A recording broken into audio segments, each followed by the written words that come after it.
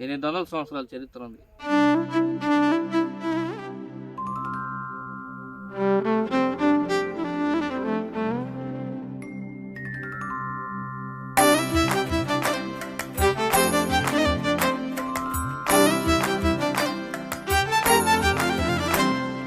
తెలివి కన్ను తెరుసుకుందయ్యా శివలింగమయ్య, మనసు నిన్ను తెలుసుకుందయ్యా మాయగంతలు తీయ. తెలివి కన్ను తెరుసుకుందయ్యా శివలింగమయ్య, మనసు నిన్ను తెలుసుకుందయ్యా మాయగంతలు తీయ. మన్ను నిన్ను కానరాక జరిగిపాయే పాత బతుకు, ఉన్న నిన్ను లెవ్వనుకుంటా మిడిసి పడితి నింతవరకు. నీ దయని విభూతిగా పుయ్యర నా ఒంటికి, నన్నింకొక నందిగా ఊడెయ్యి నీ ఘాటికి.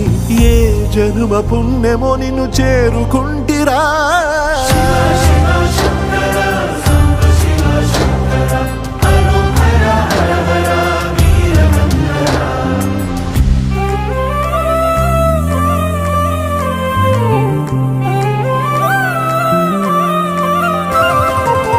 స్వర్ణముఖి తడుపుతున్న బండరాయిలోన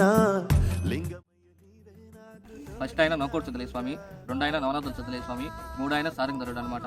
ఫస్ట్ ఆయన, సెకండ్ ఆయన అన్నదమ్ముళ్ళు, వాళ్ళిద్దరికి స్వయంభులు అనమాట. ఇక్కడ ఉన్నారని మనకు తెలియపరిచింది లాస్ట్ ఆయన పేరు సారంగధరుడు అనమాట.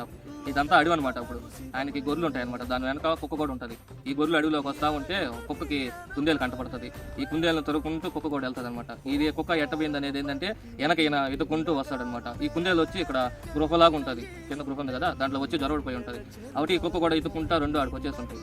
కాబట్టి ఈయనకు వస్తూ ఉంటే శబ్దం వినిపిస్తుంది అనమాట. వీళ్ళు ఎప్పుడు జ్ఞానంలో కూర్చొని ఓం నమ శివాయ అంటే శివుడి దగ్గర సిద్ధి పొందిన వాళ్ళు అనమాట. వాళ్ళు ఎప్పుడు జ్ఞానంలోనే కూర్చొని ఉంటారు.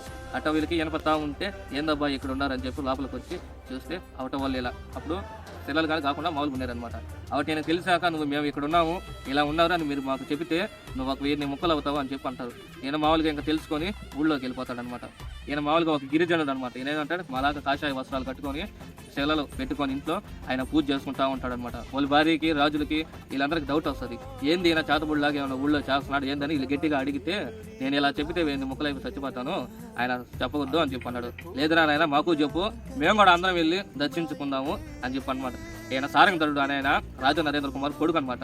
కాబట్టి ఆయన చెప్పంగానే చనిపోతాడు అనమాట. కాబట్టి నేరుగా అందరూ మంగళ మేళాలతో నేరుగా వస్తారనమాట. అప్పుడు ఏంటంటే వాళ్ళు రావటం చూసి వీళ్ళు సెల్ అయిపోతారనమాట. ముందు గేట్లు పెట్టినాయనమాట. గేట్లు పెడితే ఆ గేట్లు సైదాపురం చెరువులో పడిపోయినాయి తెల్లారిస్తే. నా కాడ మనుషులే కాదు జీవరాశులు కూడా వచ్చి దర్శించుకుంటాయి, నాకు తలుపులు ఏం పెట్టద్దు అని చెప్పి నేను తలుపులు ఏం పెట్టలేదు. 800 సంవత్సరాలు చలి మనసుకు విలవిలాయే పాటు పడితివో, ఇక నీ గూడు నీడా చలికాడు నేనే